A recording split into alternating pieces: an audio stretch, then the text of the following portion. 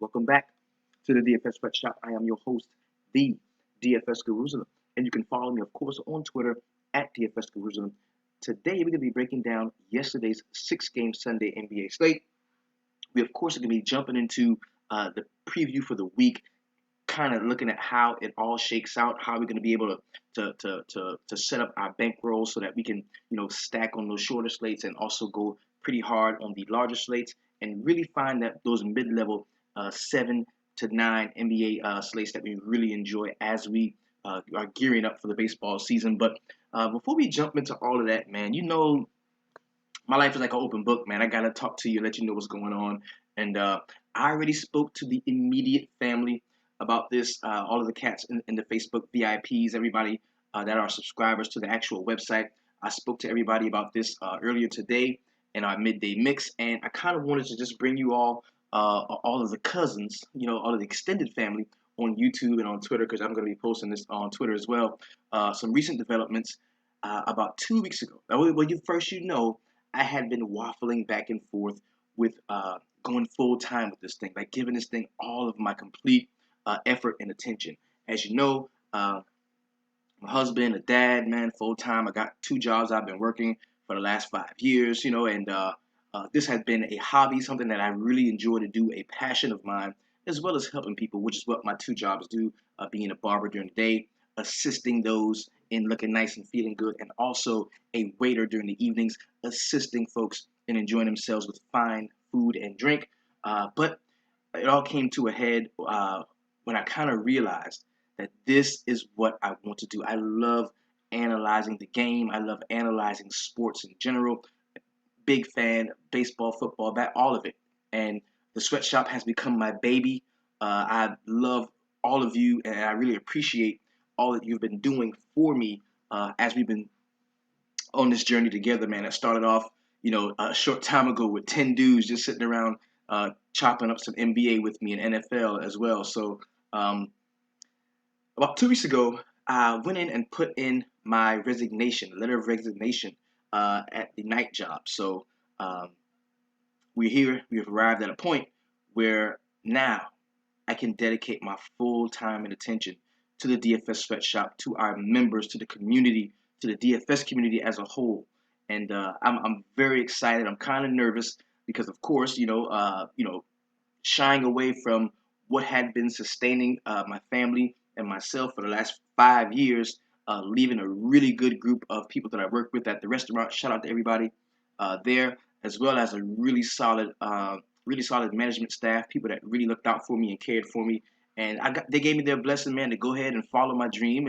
And now I'm here with you. I'll be with you every day, all day. You can hit me up. It's going to be going down. There's going to be a lot more content, a lot more stuff as far as pre-lock, running right into lock, especially when we get into baseball. And that was the major reason, is because a lot of us, we're so familiar with football and NBA that I really didn't feel comfortable going the way things, doing things the way we're doing them now, rolling into baseball season. Like, I wanted to be able to really dedicate my full time and attention to all of you, because I want you all to come with me. I want to take you through this baseball season and right on into football and back around again.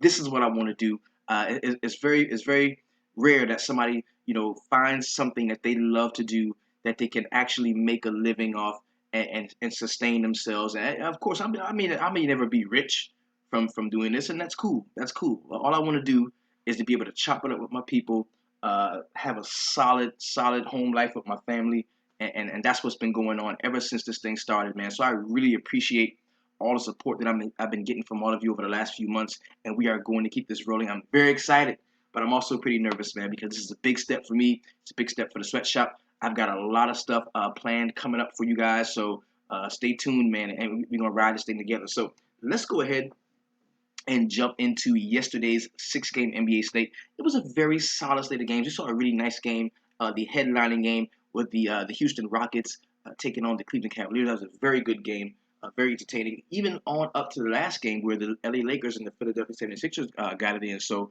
let's talk about all that. But first thing we're going to do, I didn't issue out a core four on slates 5 games or less. That was the DraftKings main slate. I do not issue out the core four plays. What I do I would encourage everybody to get their stack on. I spoke to everybody in the midday mix about why that was so important to me. And of course, you don't have to stack on short slates. You can do whatever you want to do. But the way this thing started was I told you how I play. I started off telling you how I play, and I'm not going to change that formula. That is how I play the game. So really quick, got a call from the homie LT. What's going on, LT? Oh, we're now live in the show. What's going on, brother? What's up, man? Yeah, I'm cooling, man. I'm cooling. I'm just started the show. We about to break it down, man. I let everybody know that I have offered my resignation at the restaurant, so I will be here with them every day, all day. If you don't know, man, this is LT. He is one of the driving forces behind the sweatshop. Does a lot of things behind the scenes that a lot of you don't know about. Very good guy, man. Very, very special to me and my family, and we ready to go. Ready to go. So, since you've interrupted the show, I'm gonna hit you up, man. As soon as this is over, man, I'm gonna get back with you. Okay? All right, stay strong. Yeah, man. Appreciate you, brother. Thank you. Right, keep it 300. You know, keep it 300. Keep it 300. That's what we do. That's what we do. That's my dude. That's my dude. So, sorry about that, man. But it's all real. It's real. My daughter might walk up and kiss me on my cheek right now. That's just what it is. This is we in a sweatshop. We in my living room. This is what it is. I can't afford a fancy call system where people can, you know what I'm saying? I'm sorry about that. But go ahead. All right, back to it. You know, I don't issue that core four, man. We talk about it. I stack on a shorter slate. You can do what you want to do, but that's what I do. That's the way I approach it. And I always try to tell you who I'm playing. If you notice, when you hit me up and you're like, man, what do you think about this lineup? I may say, well, I can tell you who I'm playing. Because I'm not going to tell you who to play. I can just tell you who I'm playing. I analyze the game. I'm an analyst. I don't have 150 lineups in. That's not what I do. I'm not one of the shark guys. I got small buy-ins just like you. I might play. You know, I play 10% of my bankroll on each endeavor. I try to stay inside of that. It's not a very large bankroll, but I am a profitable player, and that's the key. That's if you're gonna listen to a guy talk about this, the two things he's got to be. He's got to be honest, and he's got to be profitable, and I am both of those things. So let's go ahead and jump into the feature for plays tonight. These are the four most talked about, tweeted about guys in the DFS sweatshop, in the Facebook VIP, and as well as on Twitter. We're going to start with the Who Dat scoring all on points over there player tonight. And this is a guy that made a lot of sense to roster today. Once she got the news, and I think it came up before the earlier lock, the 6 o'clock lock. Once she found out that you weren't going to be seeing Swaggy P, you're going to be seeing a lot more of this guy, you should have got him in your lineups immediately. This dude was actually the best player on the team last year. Now, they were a bad team. The Lakers, of course, were a bad team last year. But Jordan Clarkson was the best player on the team, and he kind of showed a flash of that tonight, and why he was so important that they let Lou Williams go and retained him. And he went out, man, and balled out at 16% ownership. 5.4K was the salary on him. He went out and scored 52.5 DraftKings points. Now, 16% ownership on such a small slate was a big deal. And if you got him in your lineups, it'd be very hard pressed to catch you not at the cash line. I mean, dude balled the fuck out. Next guy we're going to talk about is the How Did I Miss That Play tonight? And this dude is the How Did I Miss That Play of the year. Like, I'm never on this fucking dude. I rostered him a few games ago, and he didn't do shit. He scored like 30 DraftKings points, and he was at 7.4K. And tonight, at 7.9K, Dario Saric, 22% ownership. A lot of you guys got back on him. He drops 50.25 DraftKings points. How the fuck did I miss that? Now, let's put this in the proper context, because after lineups locked, that's when we got the news that we were not going to be seeing Robert Covington. So if Covington plays, does he still get this? Probably not, but that's what happened. And the funny thing about, after lock scratches, when guys get ruled out after the lineups lock, it is a double whammy, because not only does it hurt the whatever percentage of people that had Robert Covington, but it helps the other percentage of people that had a guy like Dario Saric. So those little small things can really swing the pendulum on the entire slate. One of the main key cogs in an offense gets ruled out. The guy that plays with them automatically gets a big bump, and that's what we saw tonight with Dario Saric. If you had him in your lineups, I know it definitely helped you out, but he was the How Did I Miss That Play of the night. The next guy I'm going to talk about is the Heat Check Player of the Night. Now, this award does not always go to the guy that scores the most points. It does not always go to the guy that is the highest in salary. But tonight, it goes to the guy that is both of those. Because James motherfucking Harden, on a bum ankle, went out at 11.8K in salary, the highest salary player on the slate. He was 30% owned, the second highest owned player on the slate. Dude went out and got 75.5 DraftKings points. That's a motherfucking game right there. Shout out to you, the beard, James Harden.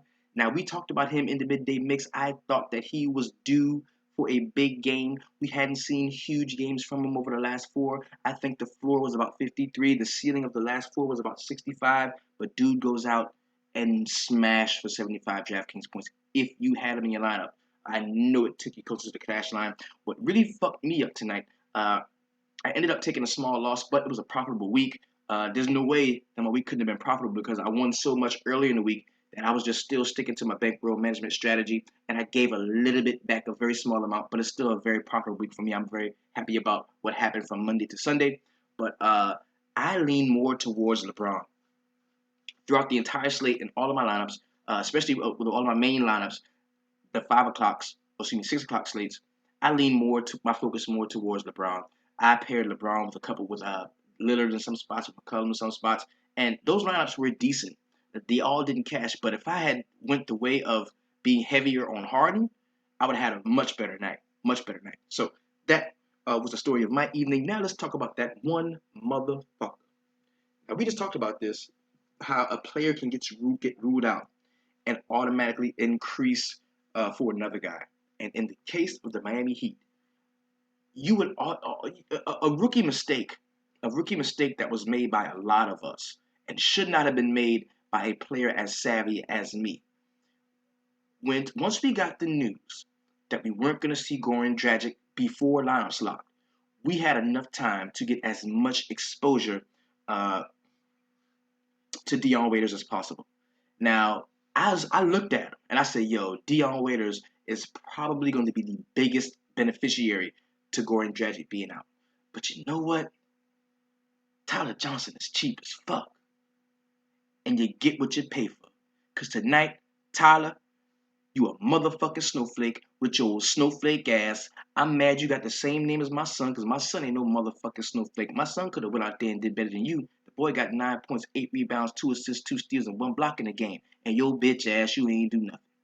You's a motherfucking snowflake. How the fuck you gonna go out there at 17% ownership, 5.3K in salary, and bring back 11 points? Brother, your ownership was higher than your DraftKings score. You know what that means, right? I should LT you when we call LT to tell you what that means. That means you ran off on the motherfucking plug. And tonight, you a motherfucking snowflake with your snowflake ass. And I ain't gonna roster your bitch ass again. Let's get on with the rest of the motherfucking show. Let's go ahead and jump into a quick recap of yesterday's 6 games. We're gonna start with the early games because those games were meaningful. We do have a couple of teams that played early that are going to be playing tomorrow on the back-to-back. Let's talk about that really quick. Well, before we do that, let's go ahead and lace the whole week. Let's go ahead and lace the whole week because I want to get you excited. I want to get you pumped up because, of course, we had 6 games yesterday. We're starting off Monday with an 8-game slate. You know that is my wheelhouse. I was already looking at some stuff, and I like some combinations already, so I'm very happy about that. We've got an 8-game slate coming up Monday. Then Tuesday, we've got a 5-game slate, which are easily stackable. I kind of like those. I like those 5-game slates on Tuesday. Wednesday, we've got a 10-game slate. We're going in 10 games. Wednesday, let's get it. Also, we've got a 6-game slate on Thursday. So this ain't none of that 3-game bullshit that we used to. These are some solid slates. I kind of look for the sweatshop to eat this week. Yeah, to really ball out. Friday, we've got an 8-game slate. This is a lot of 8 gamers on it. You see, I'm getting excited, man. We're going to be going in. Then Saturday, we've got another 8-game slate that starts at 3. So it's probably going to be like a 6-game slate because there's 2 early ones, a 3 o'clock and a 6 o'clock. And then we've got games that start at 7. And this is the Washington Wizards Saturday going to Charlotte. Anybody want to meet me in Charlotte? Kemba and John Wall. I might be there. Then we've got on Sunday another 8-game slate, but this one starts at 12 o'clock. There's also a 1 o'clock game, a 4:30 game. So this is going to be a choppy one. This Sunday is going to be a choppy one. So pretty decent week to look forward to, man. It's a pretty decent week to look forward to. I'm pretty excited about all the prospects we have this week of some really solid slates and being able to really finish off basketball and rolling into baseball with a solid amount of bankroll. Okay, so let's go ahead and jump into a brief recap of yesterday's 6 games. We're going to start in Boston, where the Chicago Bulls came and shat the fucking bed. This is a bad team. They have tanked. They have given up. If the coaching staff and the front office haven't given up, I can tell you the players have. They're playing horribly. This is a very, very bad team that we're watching right now. We're going to start on the Chicago Bulls side, where Jimmy Butler should never be this high priced until he shows something else. Like I looked tomorrow already, and he's at 9 point something. Like why the fuck is Jimmy Butler this expensive? This is crazy. In 31 minutes, Jimmy had 5 and 7 to go with 3 assists and 2 steals while shooting 2 for 11 from the field. That is a horrible game we saw from Jimmy Butler. I did not roster him anywhere. I will not roster him again. Bobby Portis in 21 minutes had 12 and 8. Not a great game from him. Robin Lopez, the only guy that really made value on this entire team, at 13 points, 3 rebounds, 3 assists, 1 steal, and 2 blocks while shooting 83% from the field, going 5 of 6 in 25 minutes. Pretty solid game there for Robin Lopez. Dwayne Wade shat the bed in his 25 minutes, had 8 and 3 to go with 2 steals. Didn't see much from Rajon Rondo in 18 minutes. He had 2 and 3 to go with 6 assists and 3 steals. And we saw Denzel Valentine for 23 minutes. He had 13 and 3. That was in scrub love. This game was over way before it was over. We also saw Christian Felicio in 20 minutes. He had 10 and 4 with 1 steal. Not a great game for any of the Bulls, with the exception, of course, of Robin Lopez. On the Boston Celtics side, Jay Crowder in 25 minutes had 5 and 10 to go with 3 assists and 1 steal. Not a good game there from him. Al Horford, who had been on for the last couple of games, finally goes off when I didn't roster him. In 31 minutes, he had 12 and 7 to go with 6 assists, 1 steal, and 2 blocks. Pretty good game there from him. Avery Bradley had a monster, 17 points, 6 rebounds, 1 assist, 3 steals, and 1 block. And we've got to roster him coming down the stretch, jockeying for playoff positioning. We've got to continue to roster Avery Bradley while he's under 6K, because I don't know how much longer that's going to last. Didn't see much from Isaiah Thomas. Didn't have to. In 24 minutes, he had 22 points, 1 assist, 2 steals, 2 assists, and 3 steals. Pretty subpar game there from him. Kelly Olynyk damn near double-doubled in his 30 minutes. He had 11 and 9 to go with 3 assists and 1 steal. Pretty solid game there. Marcus Smart off of the bench had a decent one, 12 and 6 to go with 3 assists and 2 steals. And we saw Jaylen Brown for 25 minutes. He had 11 and 3 to go with 1 assist and 1 steal. And Jaylen Brown is going to be a very solid player next year. He is somebody to watch. Next game I'm going to talk about was probably my favorite game on the slate as far as my roster builds went. I had a lot of guys from this game, a lot of investments in this game, and I just always felt all day long that this was going to be a sloppy game. There were going to be a lot of point scores, really bad defense, some blocks, some steals. There's a lot of statistical variance was going to be in this game, and that proved to be true. In 36 minutes, we're talking about the New York Knicks going to Brooklyn to take on the Nets. Carmelo Anthony in 36 minutes had 27 and 7 to go with 3 assists and 1 block. Kristaps Porzingis in his 33 minutes fouling out with 6 fouls. He had 19 and 10 with 4 assists and 5 blocks. Pretty good game there. Willie Hernangomez only played the 17 minutes. He didn't start the second half in favor of Lance Thomas, but in his time he had 6 and 10 with 1 assist. Not a great game there.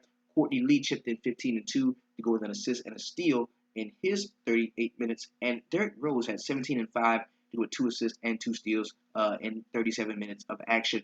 Lance Thomas came off of the bench in 32 minutes to start the game in the second half. He had 13 and 5 with 4 assists and 1 block. Pretty decent game for him at that price point. On the Brooklyn Nets side, a lot of good games you saw here. Rondé Hollis Jefferson, 14 and 11, a nice double-double to go with the block in his 23 minutes. Karis LeVert was probably my favorite play for this game. I was on him all day long. In 26 minutes, he had 13 and 4, with 4 assists and 2 steals. Pretty solid game there. Jeremy Lin started off this game very slow. We were all shitbagging him on Twitter. We were mad as fuck, and then he just woke up in the fourth quarter. Finished with 13 points, 4 rebounds, 5 assists, and 1 steal while shooting 21% from the field. At one point, he was 0 for 9 in this game. It was very bad. Trevor Booker damn near double-doubled in 24 minutes. He had 14 and 9. Pretty decent showing for him. Sean Kilpatrick, 8 and 8 to go with 2 assists. And we saw Isaiah Whitehead for 26 minutes. He had 10 points, 3 rebounds, 2 assists, and 2 steals. And somebody who everybody tried to put me on. There's some cats in the sweatshop that try to put me on. And let me break this down for you. What kind of what goes on in the sweatshop? This shit is crazy. Just like tonight, I kind of I'm not always in there like I'm always in there because it's on Facebook and I'm always there.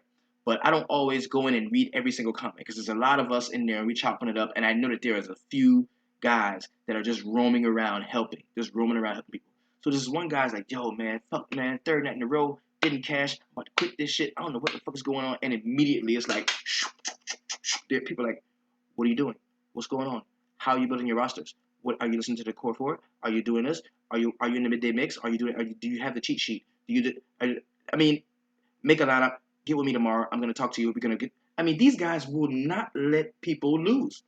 Like Derek Patterson, Josh Dewey, Kurt Cover. Like these cats are like the Ninja Turtles. When a motherfucker even say that they, man, I don't understand this shit. They be right there, and I be like, yo, I kind of want to help them too. But that's why I love this shit. That's why the sweatshop is the best because there are so many of us that really, our number one goal individually is to win. But the second thing that we want above all that other shit is to help other people and to make DFS honest and to be that place that you go to when you want solid advice, when you want solid information.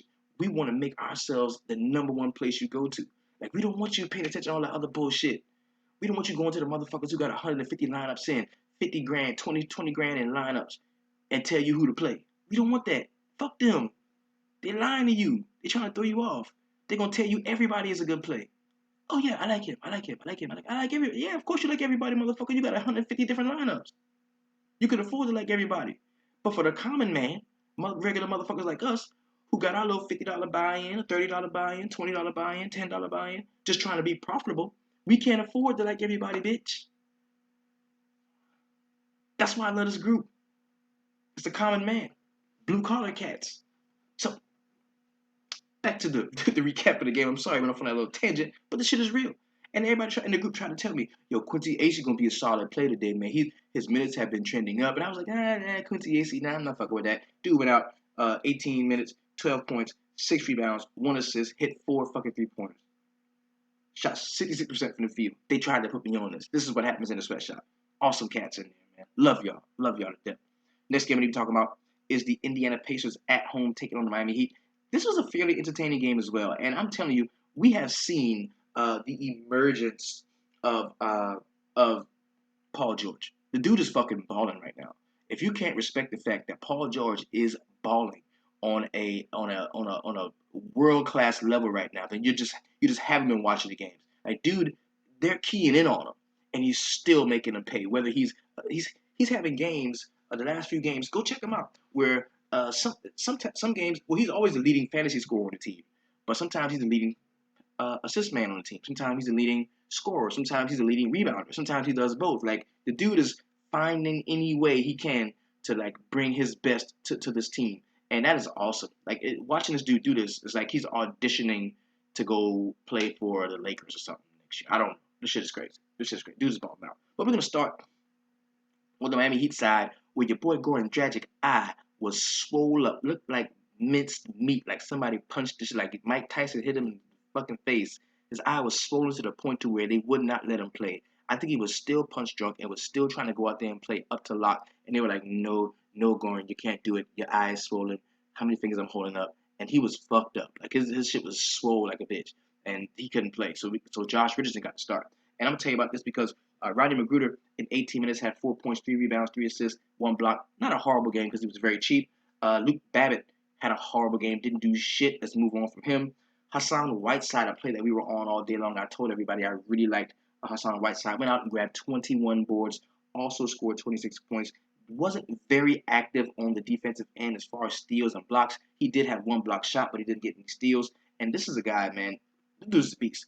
When he has that when he wants to play, he can ball. And I think he really likes to get up against Miles Turner and kind of show him that he's the better player. You know, I really think he does that.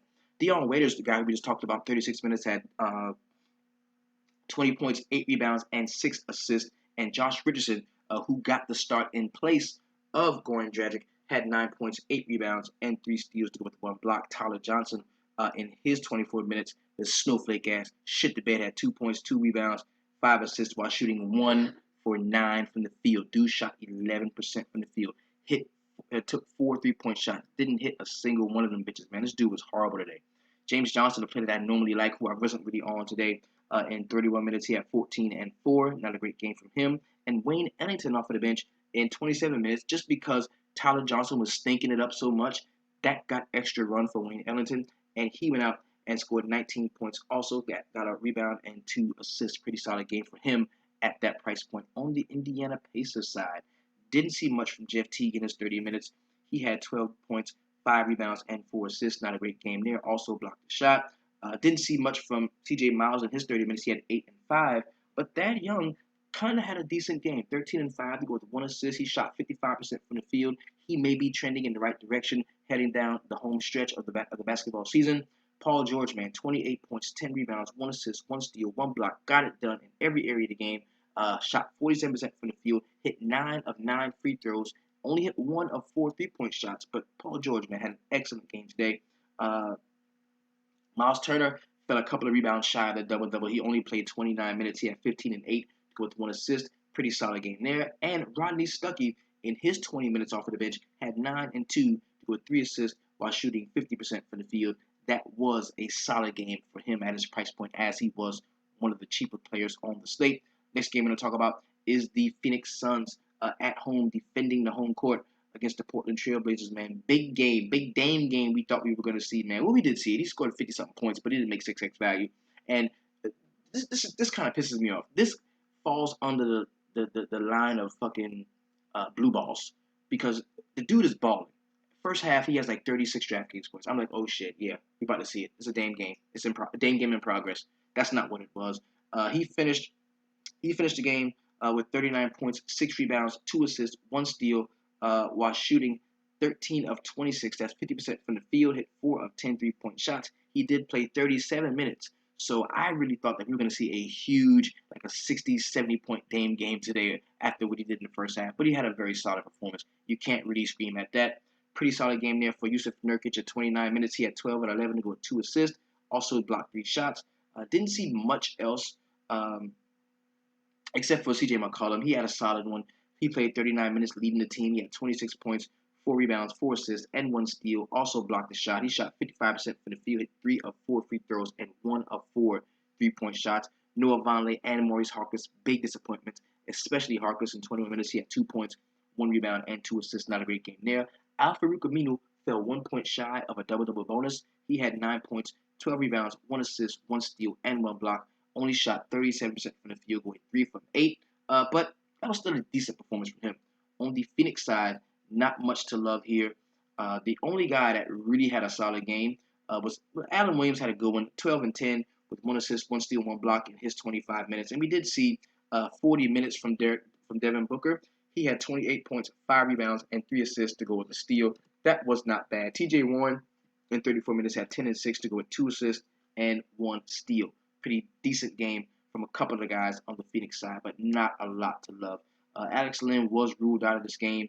Tyson Chandler is still out of the rotation. You still have not seen Brandon Knight for quite some time.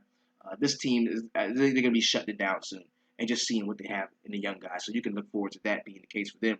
Next game I'm going to talk about is the marquee matchup of the evening. It is the Houston Rockets at the crib taking on LeBron James and the Cleveland Cavaliers. It was very funny because Twitter was in a panic. We were in a panic. We were like, yo, we saw this ad comes out from the NBA. It was like, oh yeah, James Harden and the Houston Rockets taking on Kyrie and the Cleveland Cavaliers. They're like, what? Kyrie? Why they ain't talking about LeBron? Then people went to go check the point spread. They're like, yo, the point spread was 4, now it's 7. It moved 3 points. Oh shit, LeBron's not playing. And like, they're panicking. Oh, we're melting. Oh, the world is ending. It was crazy. And LeBron fucking played. He didn't play well. I should have faded his ass and thought that he wasn't playing, because at 11.3K, that was a lot to spend for a motherfucker to just get not even 4x value. That was a lot to spend to just get 4x value back. So LeBron James in 40 minutes, he did lead the team in those. He had 30 points, 7 boards, 5 assists, and 2 steals. Also shot 60% from the field while shooting 4 for 11 from 3. And that's what kind of did it, man. What really took away from LeBron was, for some reason, teams get lulled into thinking when they play the Houston Rockets, they got to shoot a bunch of threes. Like, let them shoot them shits. Y'all don't have to shoot them shits. Defend the three. Well, if I know a 3-point shooting team, I'm going to be playing a 3-point shooting team. That doesn't tell me we should change our whole vibe and be 3-point shooting. No, then we defend the three. We defend the three. We don't shoot the three. Because if they shoot the three and they hit, and we shoot the three and we miss, they're going to beat us. But if they shoot the three and we defend it, maybe we can have a chance of getting them to play our game instead of theirs. Basic NBA stuff. But Tyronn Lue is such a fucking dumbass that he doesn't coach the team. LeBron coached the team. And LeBron wanted to fade away and take 11 3-point shots and only hit 4 of them. He didn't want to get rebounds because he only had 7. Didn't want to assist the ball, only had 5. Didn't want to get steals, he only had 2. Didn't want to block any shots, he had 0. And that's what we get when we try to mold and pattern our games behind the other team. Richard Jefferson in 31 minutes had 16 and 3 to go with 1 assist. We saw Tristan Thompson for 33 minutes. He had 8 and 8 to go with 1 assist and 2 blocks. Kyrie had a big scoring game, though. 28 points, 3 rebounds, 8 assists, 2 blocks, while shooting 43% from the field. He is another one, 3 of 10 from behind the arc. And it was a bunch of fucking 3-point shots taken in this game by the 2 stars that are better going to the basket. Both of these guys are better going to the basket and kicking out to the other guys and letting them shoot threes. But they shot more threes than everybody else combined. That's not winning basketball. It's not championship basketball. Didn't see much from anybody else off of the Cleveland bench, and this is not a good team. Without Kevin Love and without a solid bench, this is not a good team. If they had Darren Williams from the start of the season, it would be a better bench. If they had Kyle Korver from the start of the season, it would be a better bench. This is not if J.R. Smith doesn't get hurt, Kevin Love is still playing. This is a better team, but this is not a good team. This is a beat up, banged up team that does not have an imposing identity to make other teams play their style. They pretty much conform to the style of the team that they're playing, and that's not what a championship team is going to do. That's just not it. On the Houston Rockets side, nice game we saw from Trevor Ariza, 12 and 7 to go with 2 assists and 1 steal, and he is the player that I was the most sure about on this entire slate. We talked about him in the midday mix. Ryan Anderson, 30 minutes for him. He has 16 and 6 to go with 2 assists. He hit 4 of 7 3-point shots, hit 2 of 2 from the line, shot 45% from the field on the game. We saw Clint Capella for 26 minutes. He had 8 and 11 to go with 1 assist, 1 steal, and 1 block while shooting 50% from the field. And Pat Beverly, in his 34 minutes, had 13 and 3 to go with 4 assists and 2 steals. I liked him as well. We saw another triple-double from James Harden. In 39 minutes, he had 38, 10 rebounds, 11 assists, 1 steal, and 1 block. Really solid game there. Eric Gordon off of the bench came in and really provided that spark. In 28 minutes, he had 13 and 3 to go with 3 assists, 1 steal, and 1 block. And I thought Lou Williams was going to be bumbling and stumbling and fumbling and knocking down shots, but he just fumbled and bumbled. Played 15 minutes, had 5 and 6 to go with 2 assists and 1 steal. Not a great game there for him at his price point. And Nene in 21 minutes had 12 and 6 to go with 3 steals and 1 block. Pretty solid game for him at his price point. The last game on the slate, and the game that was really good. This was a really good game. The Philadelphia 76ers going to LA to take on the Lakers. We saw the Lau Cabert, 27 minutes, had 18 and 3 to go with 3 assists. Pretty solid game there for him at that price point, minimum salary that is. Dario Saric, man, we talked about him. How did I miss that play tonight? In 35 minutes without Robert Covington, he has 29 points, 7 boards, 5 assists, 2 steals, and 1 block. And another guy that benefited from Covington not being in the game was Jahlil Okafor.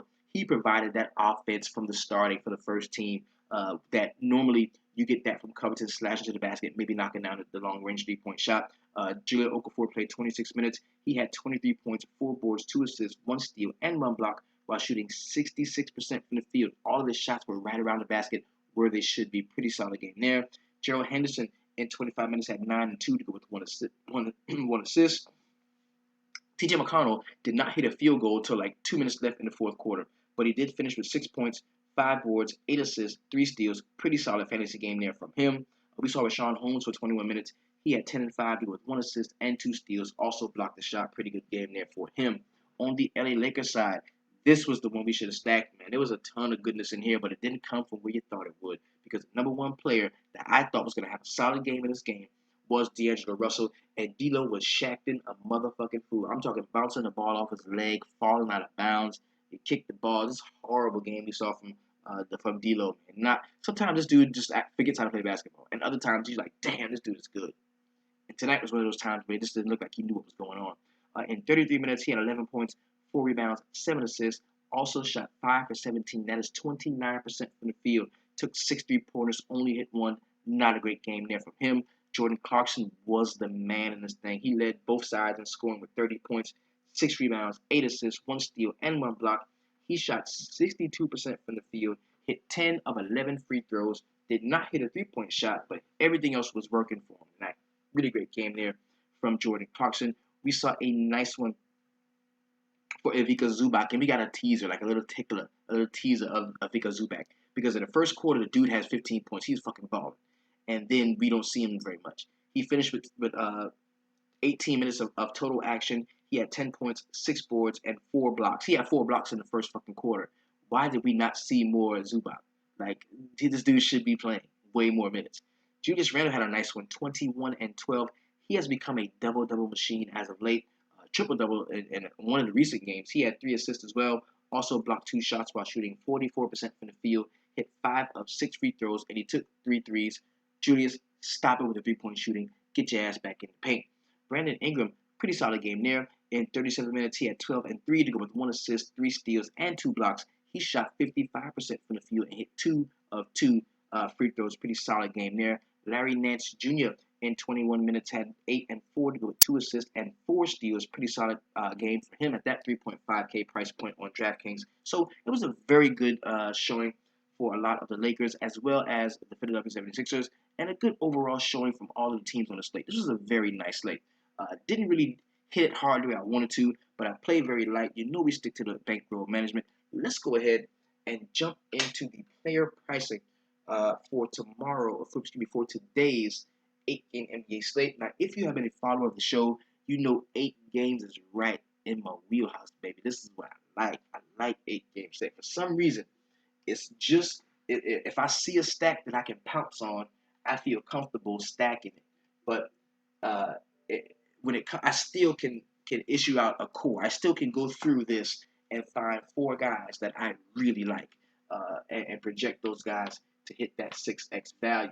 So, as I said, I already looked through it, man, and I see some things I already like. But let's do some quick slate recognition. And even on these 8-game slates, when you have a 4-game turbo and an 8-game main, that makes it so much easier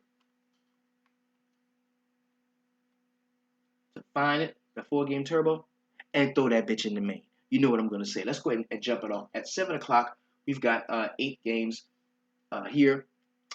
We've got, like I said, the 4-game turbo. Make something in there, throw that bitch in the main. We've got a 3-game turbo starting at 8. So if you are tilting hard here, a lot of times it's 7 o'clock, you put your roster out, the first quarter's over, your dude's a fucking snowflake, you're tilting hard, I'm going in the fucking turbo. And then you go into turbo, oh, it's at 7:30, it's already close. So you go in this turbo. You make a lineup here, it does better than the lineup you had in the main. So make one here in the 4-game, make one in the 3-game, stack something, throw them bitches in the main. You've got a 2-game later at 10:30 p.m. and you've also got a 3-game late. Make one and throw them bitches in the main, baby. Just do it. Just do it. I'm telling you, it works. I get messages all the time. Either the messages, man, I should have threw this bitch in the main, or I threw it in the main and I cashed heavy. Like, that's just what it is. This is what it is. So let's go ahead and pop this puppy open, man. We're gonna take a player pricing review, and like I said, I looked at it earlier, and we don't have a ton at the top in the way of salary, so I don't think it's gonna be very hard for us to put together some lineups that we really like, and we're gonna do that. Not actually put together the complete lineup, but we're gonna go over some core 4 roster builds tomorrow at about 2 p.m. sharp in the midday mix. And I say 2 p.m. It's gonna be 2 p.m. or 2:30 because there's a very good chance the wife and I could shimmy on down to Charlotte and check out the Chicago Bulls as they come to Charlotte to take on my main man Kimba. You know, when Kimba's at home, sometimes I like to be in attendance. Now, if Mike might be there, if Mike is there, Kimba gonna go off, and they're playing the Bulls. Mike still got love for the Bulls. He might come just to see members of Bulls management. Hey, how you doing, Jim? How you doing, buddy? And just sit there and watch Kimba go off. So that might happen.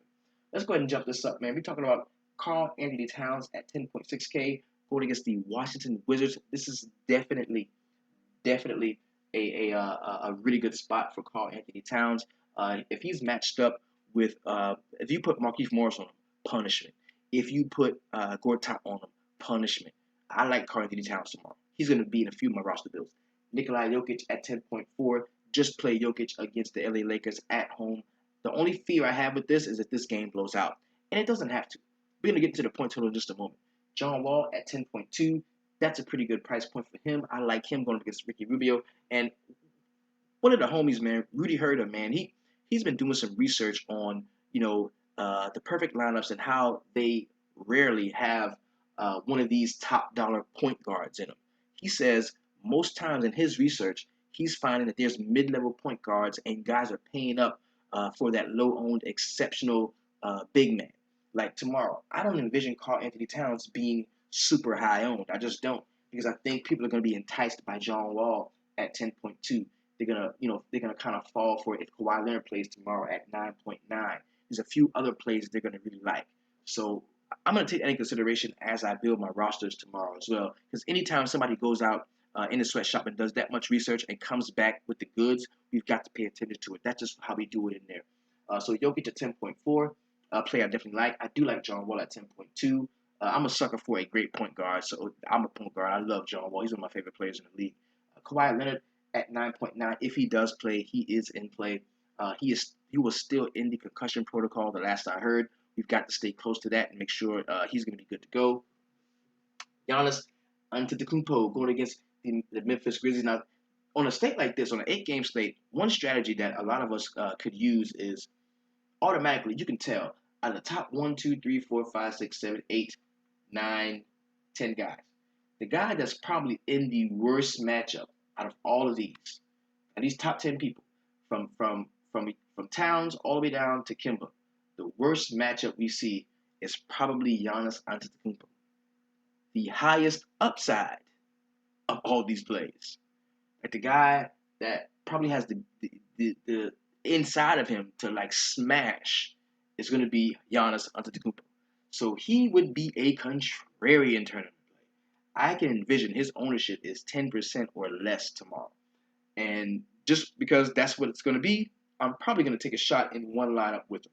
But I don't advise that you hang your hat on a matchup like this at the grindhouse. The Memphis Grizzlies are a very tough team to play against, and they're really tough against the point guard. But the dude is not a fucking point guard. He is some other shit.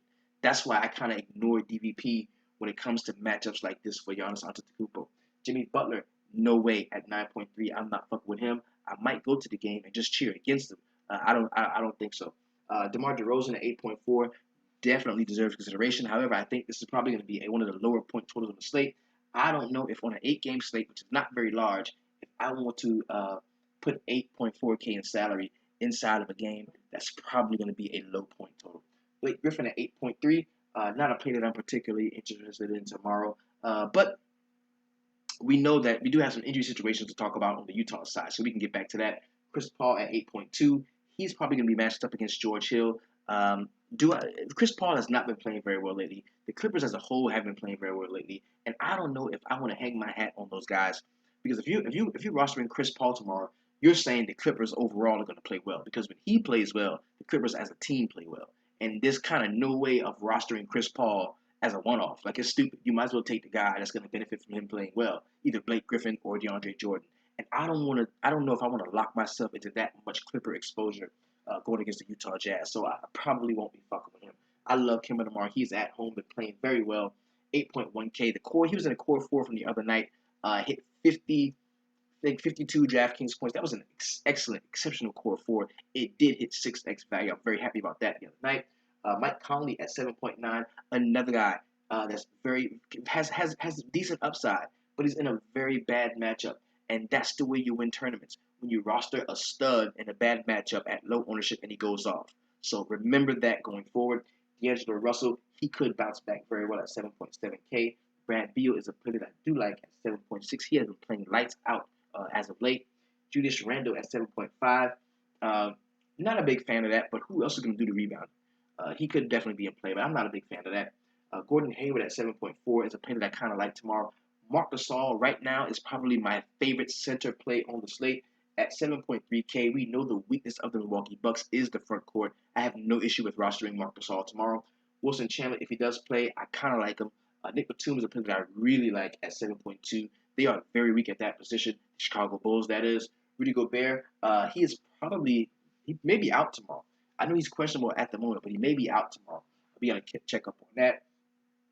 Andrew Wiggins can definitely catch wreck at 7.1K, and I'm kind of seeing like a Minnesota stack in some way, depending on the matchup and the point total that we find in the game, and for Ricky Rubio, because I kind of like a Minnesota stack tomorrow. They're at home.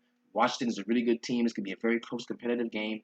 I'm kind of liking that. Alfred Payton, do we take a shot on him at 7K? Well, I can tell you this: if Vooch is out, which it clearly looks like Vooch is playing, uh, I'm taking Alfred. But if Vooch is playing, I'm not going there.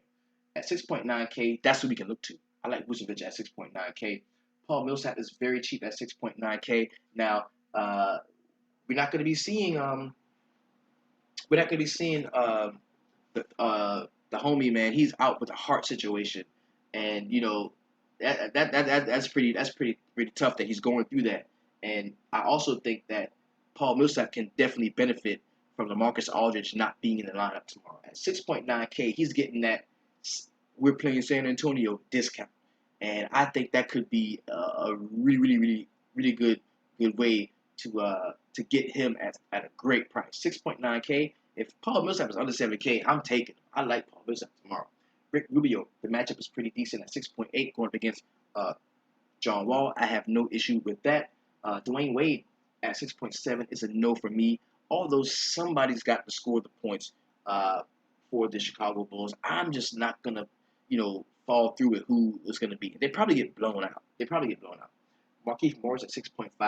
I would go Markieff before I would go Otto Porter. I like him in this spot. DeAndre Jordan is a no for me, unless Rudy Gobert is out. If Rudy Gobert is out, let me tell you, the fact whether I roster Chris Paul and DeAndre Jordan, because that's who I would go with, depends a lot on Rudy Gobert. Rudy Gobert is out, and we know that well before lock. I'm gonna have some Chris Paul and DeAndre Jordan. Steph Curry at 6.5. That backcourt is so congested. I don't want to have anything to do with that. Otto Porter is a no for me. Frank Kaminsky is questionable. Probably still will not play at 6.4. Harrison Barnes is a player that I kind of like, but we know the point total is probably going to be low for this game. Chris Middleton is in play for me at 6.3. I'd like Danilo Gallinari at 6.2 against the LA Lakers. George Hill, 6.2 is not a play that I'm particularly interested in. I know that the Clippers have not been stellar against point guards. It's just George Hill, man. I just, for some reason, I just don't like him tomorrow.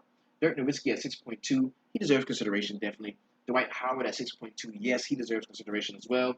Without LaMarcus Aldridge, nobody's going to be able to pull a big from the basket. There's going to be two of those guys down there rebounding. I kind of like Dwight Howard and Millsap. Normally I don't, but normally both of these guys are above 7K. So if they're both under 7K, you can give me some of that. And with the chance that you might not see Kawhi Leonard, I like a few of the Atlanta Hawks. Mason Plumlee at 6.1. Jokic is playing, so there's no need to roster Mason Plumlee. There's no need. Dennis Schroeder at 6.1. Look at that. I love that. I'm not afraid to play guys against the San Antonio Spurs. I'm not. Point guards especially. I'm not afraid, and I like him tomorrow. Marvin Williams has been burning it up lately, and at 5.9K, the price has not quite yet caught up to the production. If you wanted to get him in your lineups, I have no issue with that. Serge Ibaka is still cheap at 5.9. That's a play to consider. I do like Gary Harris at 5.8, and I like him more for his defensive prowess than I do for his offensive game, because we know tomorrow he's probably going to be matched up against maybe Jordan Clarkson or maybe Brandon Ingram in some spots, and the dude is a really good defender, and I don't have a problem at all with Gary Harris tomorrow. I like Aaron Gordon as well at 5.8, matched up against that Sacramento front court. Zach Randolph is usually a play that I really like, but I think the tempo of this game may be slow enough to where we don't see a ton of rebounding options, or rebounding opportunities for a guy like Zach Randolph. And I normally love him at home, and just the fact that I have been rostering while he's been at home, I am going to give him a play tomorrow. But I wouldn't hang my hat on him throughout most of my lineups. I don't like Darren Collison at 5.6. I think the price is up a little bit too much on him. We know that the Orlando Magic do limit the point guard position. I do like Evan Fournier at 5.6 though. And Jordan Clarkson, of course, he's in play at 5.5. Greg Monroe is a no for me. Nerlens Noel is questionable. If he does play, I still don't like him. But Tyreek Evans, I like him tomorrow. The main thing I like about Tyreek Evans tomorrow is he's point guard and small forward eligible. The only other guy that is able to do that is Giannis Antetokounmpo, and I like that because I can get a guy that can, in some spots, be a primary ball handler in the forward position, and that is really good. I like that. Paul Gasol is 5.4, not a player that I really like. Martin Gortat, he does deserve consideration at 5.3. Bismack is a no. That price needs to go all the way back down to 3K because Vucevic is playing. Derek Favors being out is another thing. So we have the Utah Jazz without Derek Favors, possibly without Rudy Gobert. Then you can give me some Clippers. You can give me some Clippers there. Brandon Ingram at 5.1 is a no for me. Cody Zeller at 5.1 kind of interests me. Rodney Hood 5.1, yes, because somebody's got to do the scoring. If Gobert is out, Favors is out, somebody has got to do the scoring. It's going to be a lot of Gordon Hayward and Rodney Hood. I like those guys together. Wesley Matthews at 5.1 is not a pick that I really like. Tim Hardaway Jr., he does deserve consideration at 5.1. I do like Gorgie Jang. I actually like a four-man stack on the Minnesota side. We're going to talk about that, too, when we get to the point totals. Rajon Rondo at 5K is not a play that I'm interested in. Terrence Ross can be solid at 5K. I see why people may like that. I love Willie Cauley-Stein. It's a late-night hammer. 5K is a salary. He has been a double-double machine lately. I like him. Corey Joseph is a no for me. Yogi Ferrell is not a play that I'm particularly interested in. Corey Joseph is a very solid defender. Yogi Ferrell, an undersized guy.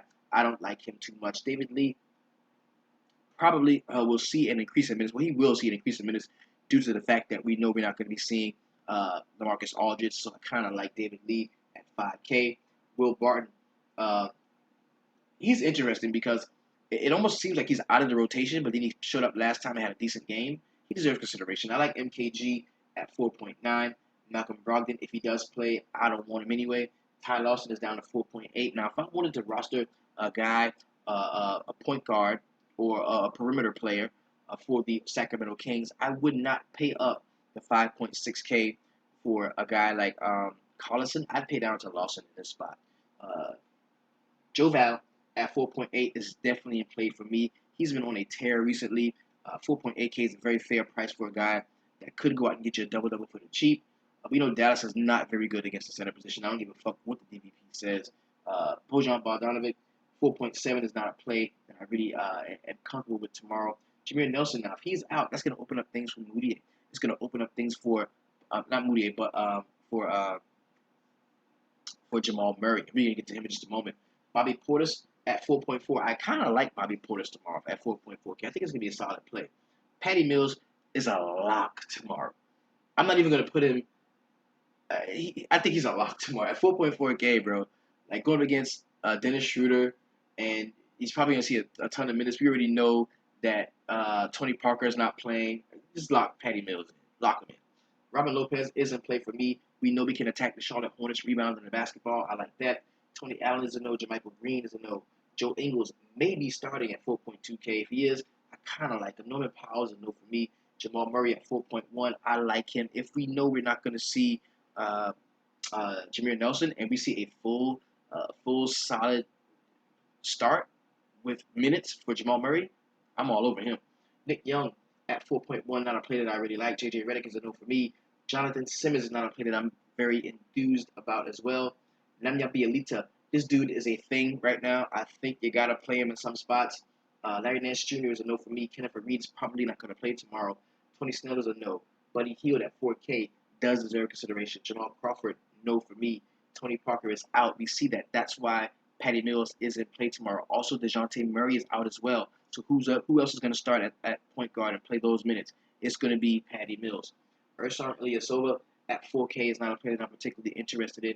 Neither is Juancho Hernan-Gomez. I like Ivica Zubac at 3.9. I think if he does get another start and sees some more minutes, he can be a solid play. Nikolai Mirotic at 3.9 is kind of out of the rotation, and I do like Costa Kufas at 3.9K starting against Nikolai Vucevic. PJ Tucker is not a play at 3.9 that I really like. Kent Bazemore at 3.9, he is cheap as fuck. He can ball. He's cheap. He's cheap as shit. You might want to look at that. Michael Carter-Williams is a no for me. Daly is a no. Alec Burks, considerable. Joe Johnson, considerable. Tabo, 3.8, no. Danny Green, no, because Tabo's going to be guarding him. Or unless unless we see THJ get the start. That's Tim Hardaway Jr. Shabazz Muhammad at 3.7, considerable. Garrett Temple is definitely considerable at 3.7. Damari Carroll is questionable, but he probably is going to play tomorrow. Dwayne Dedmon at 3.7 is not a play that I'm particularly interested in tomorrow as well. Let's go ahead and find. Well, Ian Mahinmi is at 3.5K. That's considerable right there. Let's go ahead and find a play that we like around 3K. Jeremy Lamb, 3.5. You can consider him, as well as Austin Rivers at 3.5 too. Now, Dante Exum at 3.5. Shelvin Mack is going to be out.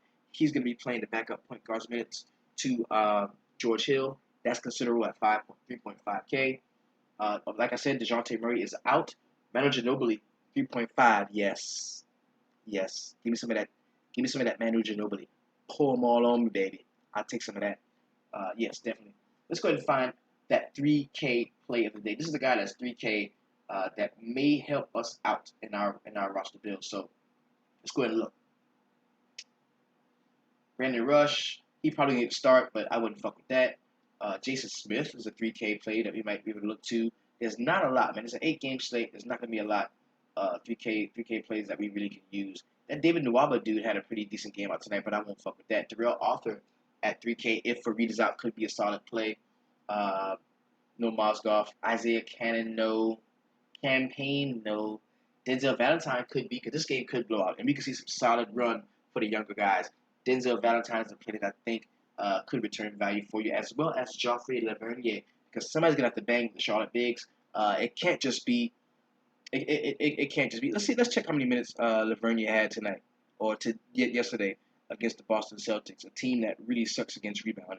Let's go ahead and check them out. See how many minutes he did play. Lavernier only had 17 minutes.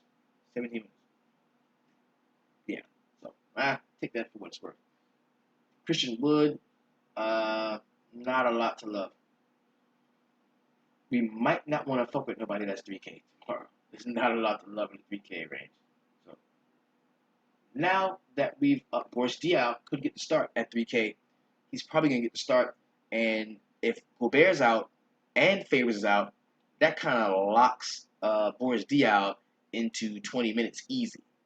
Might be the 3K play today. Check him out, Boris Diaw. That might be the 3K play of the day. I'm glad I kept looking, man.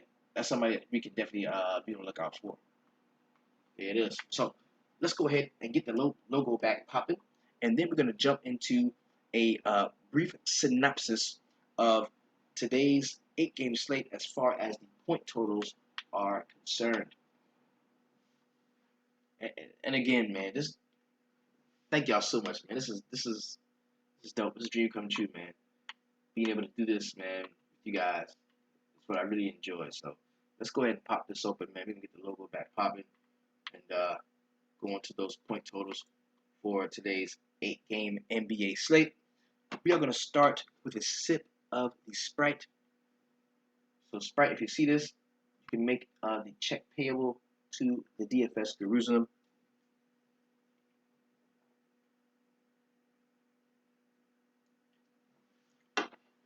Okay. We're going to start in Charlotte. Well, hopefully my wife and I are going to start in Charlotte.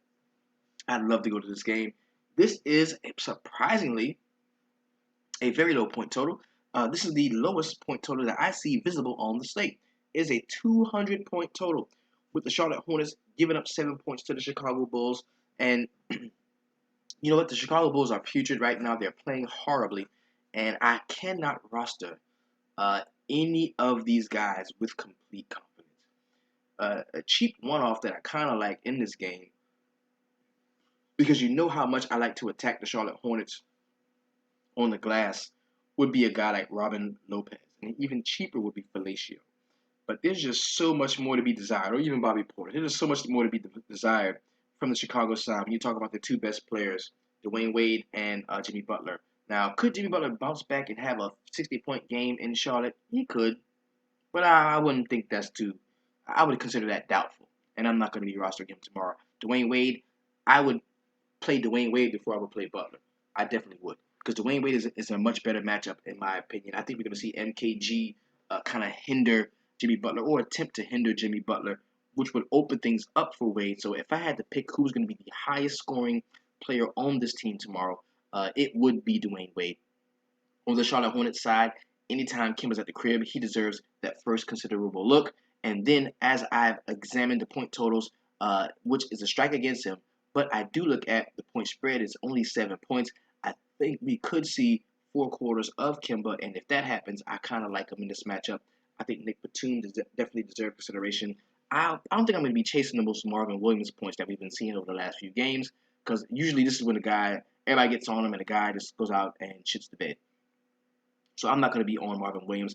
MKG seeing that huge amount of defensive usage guarding the primary ball handler in the game, which is probably going to be Jimmy Butler, is a play that I kind of like. He's under 5K. Anytime I can get that type of defensive usage, a guy that's going to be on the court to guard the opposing team's best player, I think he does deserve a look. The next game I'm going to talk about actually is the lowest point total on the slate. It is the Dallas Mavericks going to Toronto to take on the Raptors. This is a 197.5 point total, with the Toronto Raptors giving up 4 points to the Dallas Mavericks. Now, just because the point total is so low, it kind of makes me cringe. Like, I don't want anything to do with this game. Look at the clusterfuck that's in the Dallas backcourt. We're talking about Perea, who's going to be getting minutes, Wesley Matthews, uh, Yogi Ferrell, Lil Bruh. You got the other guy. The fuck is this dude's name? I can't remember the dude's name.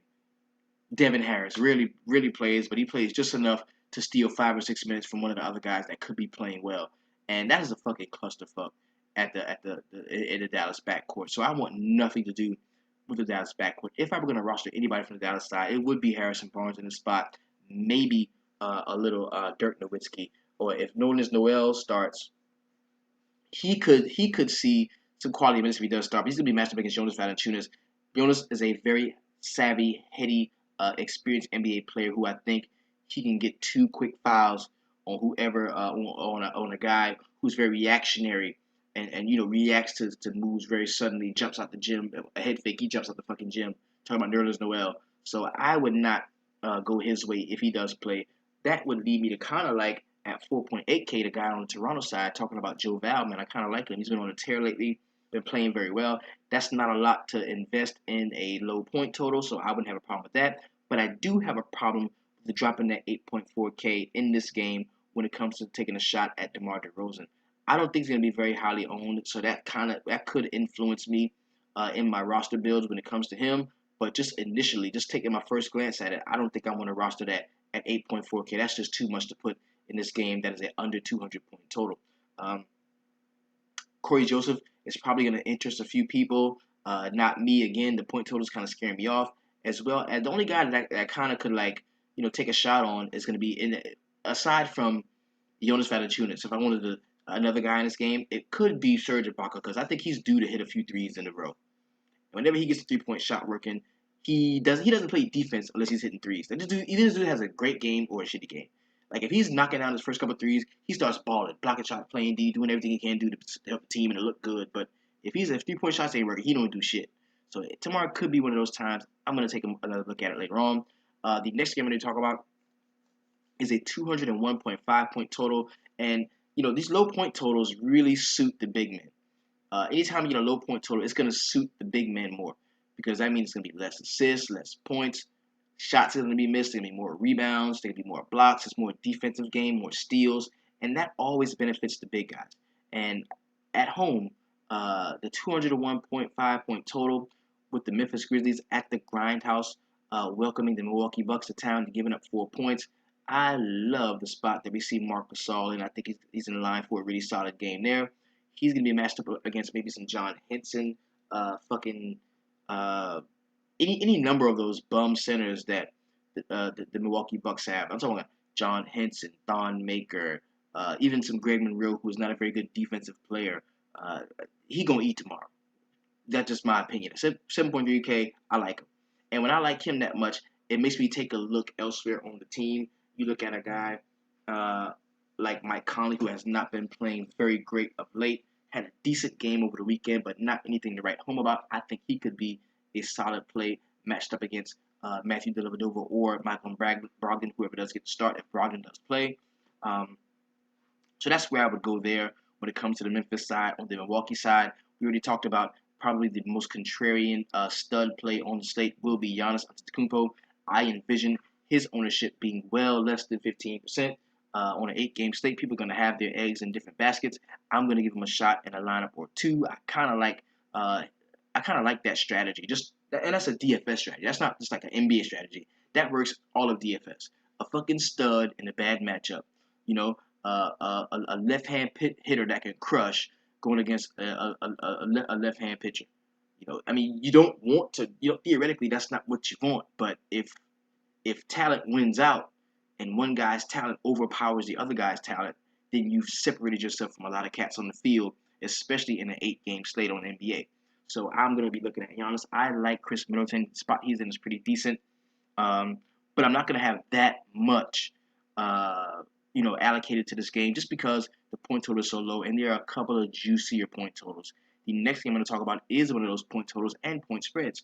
It is a 214.5 point total with the Minnesota Timberwolves giving up 1 point to the Washington Wizards. This is going to be a very close competitive game by the Vegas standard.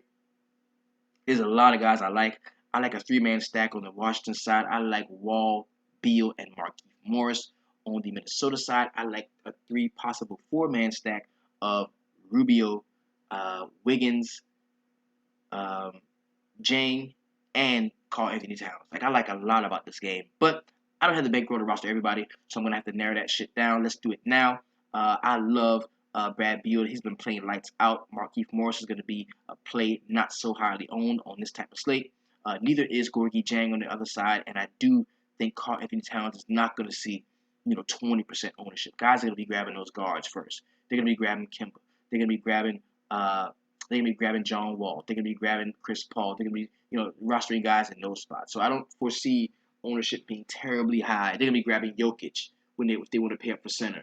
I think the Karl-Anthony Towns is going to go a little bit underlooked tomorrow, and I'm going to take advantage of that in my roster build. See, next game I'm going to talk about is the Atlanta Hawks going to San Antonio to take on the Spurs. There is not yet a point spread or total on this game, simply because we've got a couple of injuries on the San Antonio side. We know that Kawhi has been in the concussion protocol for the last couple of days. We also know that DeJounte Murray and Tony Parker are not playing. We know that the heart situation for LaMarcus Aldridge, man, shout out to you, man, get well soon. It has become an issue, and he's not going to be playing. So this is not the San Antonio Spurs that are locked down defender team that you got to be scared about and can't play nobody against. I like 3 dudes in this game on the Atlanta side. 3 of them. I like Schroeder, I like Millsap, and I like Dwight Howard, because Howard and Millsap are cheap as shit. Howard at 6.2. That means if you go out there and get me a quick double-double, I'm good. Millsap at 6.9, under 7K. I like that. Schroeder, 6.1, matched up against Patty Mills. I like Patty fucking Mills. I like this game altogether. I love it. Not too much I want to get involved with on the San Antonio side because of all of the uncertainty going on in their front court. I don't know what to expect from Dwayne Dedmon on a night-to-night basis. I think David Lee can be a solid play.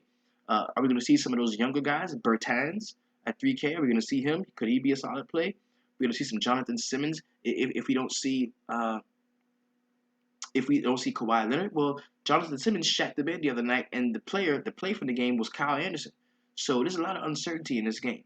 The next game I'm going to talk about is the LA Clippers going to Utah to take on the Jazz. The Utah Jazz are at home, man. So I instantly like Gordon Hayward. We know we're not going to see Rudy Gobert. We know there's a possibility we don't see Rudy Gobert. We know we're not going to be seeing Derek Favors. Those guys do get shots in this offense. We've got a healthy Rodney Hood that should be ready to go. He's still kind of cheap at 5.1K. I like him as well as Gordon Hayward. Now, George Hill is kind of interesting just because Chris Paul has not been a lockdown defender since he's been back from that injury. And only person that can stop George Hill is himself. If he doesn't have a great game or he gets hobbled by some sort of injury or something like that, that's the only thing that I see kind of stopping him from having a decent game. So I don't have a problem with rostering him. I don't have a problem with it. On the LA Clippers side, if we don't see Gobert, man, this opens up a ton of shit for me for the Clippers. I like Chris Paul. If we don't see Gobert, I like Chris Paul driving to the basket because when he does, he's gonna go there, he's gonna pass the ball off, he's gonna score it. I like him. If we don't see Gobert. And if I like Chris Paul, then I got to like DeAndre Jordan because he benefits the most from Chris Paul being on the court. So there's a couple of guys from the Clippers side that I do like. I'm not so heavy on Blake Griffin, no matter how it all shakes out. Although he could be a one-off, like a solid one-off, but the price is still up on him. I think he's about an 8.5K. I can get some solid play from other areas and better point totals for that same price point, so or less. So I won't be going there. 3.5K for the coach's son is kind of tempting as well because he could see a solid run of minutes off of the bench. Um, Jamal Crawford at 3.9, I believe 3.8 could be a solid play there. So we've got to examine this game more as the point total comes out and the injury news becomes clearer to us, and that's what we're going to do tomorrow, of course, in the midday mix. The next game we're going to talk about is the highest point total on the slate. This is the game I think a lot of people are going to have a huge amount of their salary invested in, and simply because it's Jokic. And this is a 231 point total with the Lakers on the back-to-back, leaving LA now, going to Denver, and the Denver Nuggets are giving up 11.5 points. Can this Nuggets team give up 11.5 points? I mean, they have pretty decent young core players, but do they have that veteran savvy, that experience to go out and beat the spread? Can they win this game by 12 points? Can they actually blow the Lakers out? I'm not so sure. I'm really not. Especially with the few tweaks that the LA Lakers have made to their starting rotation, especially adding Jordan Clarkson into the mix, letting the guys that were really good last year kind of play a little bit more this year. We talk about specifically Jordan Clarkson, who hadn't been playing very much all year long. So I think the game kind of stays closer. And if I had to bet a spread in this game, I would definitely take the Lakers at 11.5 points. So I like the Lakers. I like in this game against the spread. I like Clarkson. I think he's in a really good spot tomorrow, matched up against that Denver backcourt that kind of doesn't play very good defense as a team. Also, I think we can look to Julius Randle in some spots tomorrow. We know that Wilson Chandler is going to be questionable. He may not be able to play. And if that's the truth, that's the case, then I don't think that Randle's going to expend a lot of energy defensively chasing him around on the perimeter because you know he can shoot and he does. He takes the big man out and he does shoot the ball deeply. We're talking about Wilson Chandler, so I like Randle tomorrow. I really do. I also think that we can take a look at Brandon Ingram in the spot that he's in. He's still fairly cheap at a solid price around the industry. If Zubac, if he does get the start, yeah, we can look to him. On the Denver side, yeah, Jokic doesn't play. Just play Jokic tomorrow. Just do that. I don't have a problem with playing Jokic at all. Jimmy Nelson may not play. That means Jamal Murray could get the start. That is awesome. That is a great play there. So we can see a ton of value open up and really crack this slate wide open. And the fact that it's only 8 games and value opens up, that gives us a really strong chance to get a hold of all of the plays that we really like. It's not like it's a 12-game slate where there's 4 extra games that kind of take us all over the place. We can get some really solid plays in this game, and some of these games are in the later. With that I think I'll be a 3-game later. So you can stack some shit in here, man, and put the bitches in the main and watch it work for you. So on the Denver side, we're talking about Gary Harris, kind of like the spot that he's in. Danilo Gallinari, it would be a negative matchup for him, but he's a guy that can shoot the ball so well. And fuck a DVP when a guy can shoot and the guy's mid-range game is that good. I don't foresee a big problem at 6.2K with him exceeding that 5 to 6x value. Talking about Danilo Gallinari. And to round out the show, we're going to talk about the very last game on the slate. This is the late night hammer game. This is the Orlando Magic going to Sacramento to take on the Kings. This is a 207 point total as of right now. The spread is even. It is a pick'em game. And we've got the Orlando Magic going to Sacramento. So don't like to target Orlando on the perimeter when it comes to point guard play, but if I had to, I would go Collison. We talked about him already over a guy like I wouldn't target Collison. I would get Lawson over Collison. Tyreek Evans looks like a really solid play in this game if he does play. We know he burned a lot of folks out the last time he was supposed to start, and he didn't. But man, I think he can be in a very solid spot. Terrence Ross at 5K on the Orlando side does deserve consideration. Also, if you want to roster Elfrid Payton, feel free. I'm not going to do that because Vooch is probably going to be playing, and if Vooch plays, I don't like Alfred as much. Evan Fournier can be a very decent play in this game. We know Garrett Temple's going to be getting some minutes on the Sacramento side. As far as the bigs go, yes, you can fire up Vucevic tomorrow. Willie Cauley-Stein is probably my favorite big from the game because he's priced at 5K. That's a very solid price for a guy that can go out, be that late night hammer, and get a double-double for me, as well as Costa Kufas. He is still 3.9K. He is in a very solid spot tomorrow. This is not a team that I'm afraid of. Speaking of the Orlando Magic, when it comes to in the front court, in the big play, I'm not very scared of those guys either. So I think whoever, you can have a late night hammer, a cheap late night hammer, and he gets you like big time starters points, like 30 some odd points. You can have a cheap hammer from this game that gets you 30 some odd points, and that can make all the difference for you in your tournaments and in your roster builds altogether. So this has been your DFS Jerusalem. Thank you so much for enjoying the show. There are many ways, a myriad of ways to support the DFS Sweatshop, the DFS Jerusalem, and the show, all that together. There's many ways to support us. You're doing that already by just giving us a voice on YouTube, man, and coming and tuning in to us every day, night in and night out. I appreciate that. But if you'd like to support the show further, there's a box over there. It says support the show. Click that bitch. Let it take you where it got to take you. Also, you got 7 days left to fulfill the order. Go ahead and copy some DFS Sweatshop swag. It's going to be sent out to you very soon. We've got 100% gilded cotton t-shirts. We've got sweaters, hoodies, whatever you might need, man. Go check it out. Also, the hats are going to be going on sale very soon. Shout out to J Rob, man, helping me out with the hats with the Haberdash family. Thank you so much for that. Also, you can support my personal PayPal at simmonsmaurice95@yahoo.com. And if you want to become a full-fledged member of the DFS Sweatshop, all you got to do, man, is go to the website at www.dfssweatshop.com. That is where you will receive all of our tips and tricks and tutelage designed to make you a daily fantasy sports profitable player. Go check it out. You're going to get everything there. And you're going to be ushered into the very best Facebook group online, man. It's a very tight-knit, close family, a very solid, good people in there. And we love to help you out, love to help you win. Like I said, I'm your DFS Jerusalem. Go ahead, have a really great Monday. Let's get it started off right. Let's start off a profitable week again. And the one thing I want you to do whenever you're in the sweatshop is go out and keep it 300.